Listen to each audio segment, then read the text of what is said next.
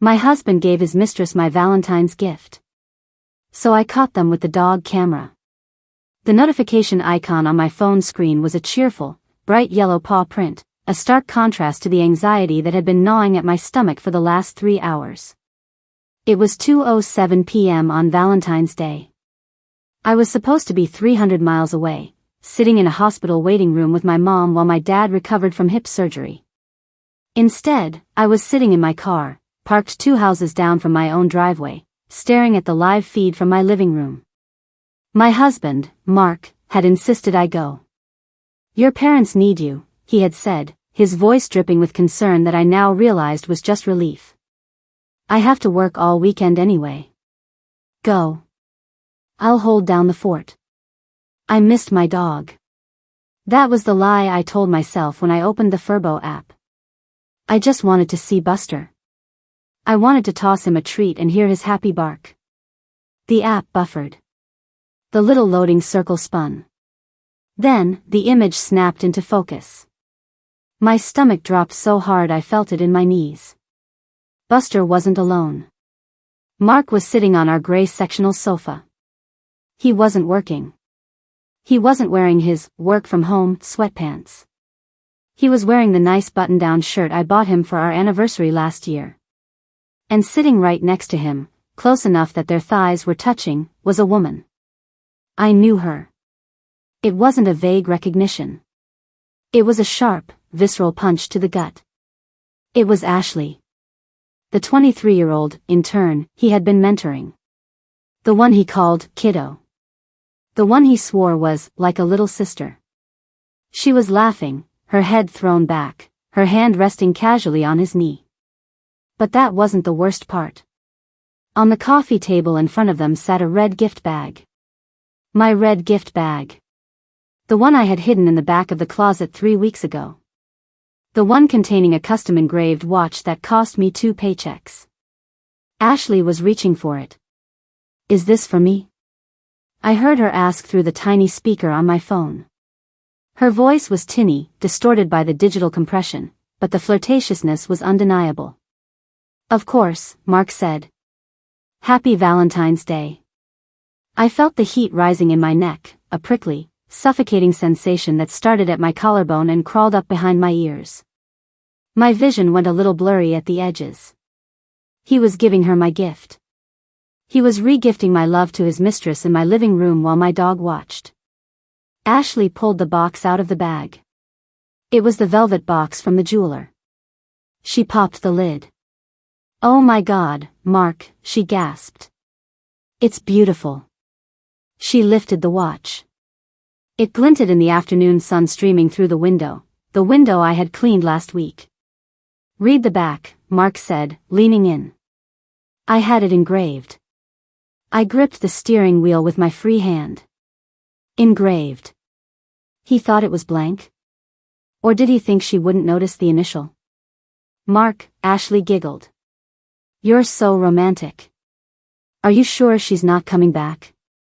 "I told you," Mark scoffed, pouring wine into 2 glasses, my good crystal glasses. "She's dealing with her parents. She won't be back until Monday. We have the whole weekend." "What about the camera?" Ashley pointed directly at the Furbo sitting on the entertainment center. My heart stopped. "Don't worry about that thing," Mark laughed, waving a hand dismissively. "It only alerts her if the dog barks. And Buster is chill. Besides, I turned the notifications off on her iPad before she left." He turned the notifications off. He planned this.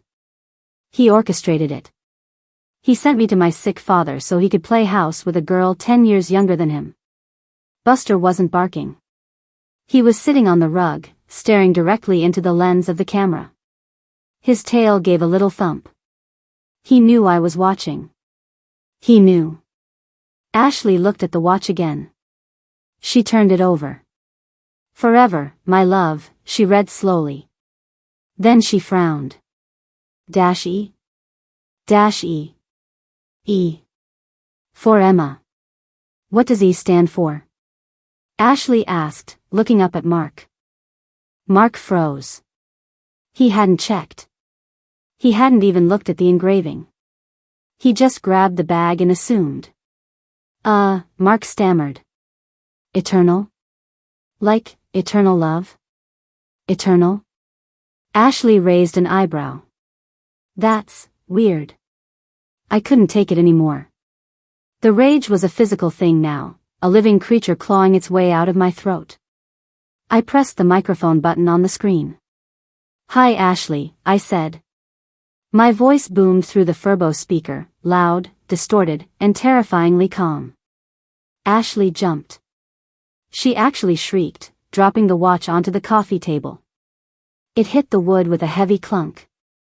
Mark spun around, scanning the room, his eyes wide with panic. What the? It stands for Emma, I continued, watching their reactions on my screen with a cold, detached fascination. As in, his wife. As in, the woman who bought that watch 3 weeks ago. The color drained from Mark's face instantly. He looked at the Furbo. He looked like a deer caught in the headlights of a semi-truck. Emma, he whispered. Since you're opening my Valentine's gift, I said to Ashley, you might as well read the receipt too. It's in the bottom of the bag. It has my credit card number on it. Ashley looked at the bag. She looked at Mark. She backed away from him as if he were radioactive. You said you bought it, she hissed at him. You said you picked it out. I did. Mark lied, desperate, sweating. It's a mistake. The engraver messed up. Oh, stop it, I cut in. Mark, stop lying. It's embarrassing. And Ashley? You asked about the camera. Ashley looked at the lens. Her eyes were terrified. It doesn't just alert for barking, I said. It records. To the cloud. It's been recording since 1:43 p.m. Since you walked in the door. Since you kissed him. Since you talked about how boring I am. I heard the wine glass shatter. Mark had knocked it over with his elbow in his panic. Red wine, my expensive Cabernet, bled across the white rug I had spent months picking out. Emma, listen to me, Mark shouted at the camera, walking toward it, his hands up in surrender. This isn't what it looks like. She just stopped by. We were checking the engraving. You were checking the engraving by giving it to her? I laughed. It was a dry, humorless sound. Mark, you are pathetic. And Ashley? You might want to run. Because I called the police about 5 minutes ago to report an intruder. And since you aren't on the deed. That was a lie. I hadn't called the police. Yet. But Ashley didn't know that. She grabbed her purse. She didn't even look at Mark. She bolted. She ran for the front door, her heels clicking frantically on the hardwood. Ashley, wait. Mark yelled, turning to chase her. Don't leave. It's a misunderstanding. Stay away from me. I heard her scream from the hallway. The front door slammed. Mark stood alone in the living room. The spilled wine was spreading. The watch lay on the table, abandoned. Buster walked over to the puddle of wine and sniffed it, then looked at Mark with what I swear was judgment. Emma, Mark pleaded to the plastic camera. Baby. Please. Just talk to me. Where are you? Are you at the hospital? I'll come there. We can fix this. I'm not at the hospital, Mark, I said. What? I never made it to the hospital. I turned around 3 hours ago. Why? Because I got a notification, I said. From our joint credit card. A charge at the Floral Boutique on 4th Street. At 9 a.m. Mark paled. I didn't get flowers, Mark, I said. So I figured you must be buying them for someone else. And since I knew you were working from home, I decided to come see who the lucky girl was. You're here? Mark whispered, looking at the window. Look out the front window, Mark. He walked to the window. He pulled the curtain back. I waved from my car. I saw him see me. I saw his shoulders slump. I saw the realization hit him that there was no way out of this. I ended the call. I didn't go inside. I didn't want to smell her perfume. I didn't want to hear his excuses. I started the engine. I drove away. I drove to a hotel. A nice one. The one we stayed at for our honeymoon. I booked a suite. I ordered room service. I drank a bottle of champagne. I didn't cry. I was done crying. I had cried for months about our distance, about his coldness. Now I knew why. The next morning, I called a lawyer. I have video, I told him. Audio and video. Him, her, the gift, the confession. That helps, the lawyer said. In this state, infidelity affects the asset split if marital funds were used to facilitate the affair. He used my credit card to buy her flowers, I said. He tried to give her a watch I paid for. We'll take him to the cleaners, the lawyer promised. I went back to the house on Monday, when I knew he would be at work.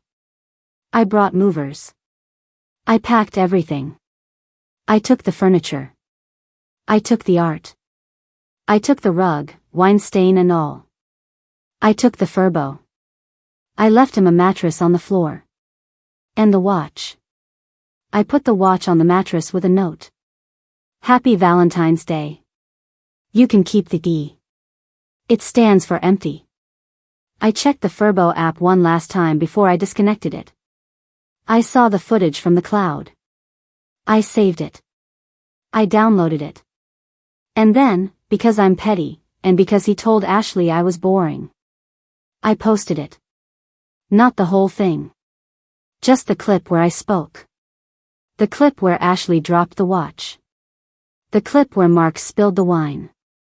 I captioned it, when your husband re-gifts your present to his mistress on camera. Happy Valentine's Day to everyone except Mark. I tagged him. I tagged Ashley. It went viral in an hour. Mark lost his job. Apparently, his company has a morality clause, and, in turn, relationships are frowned upon.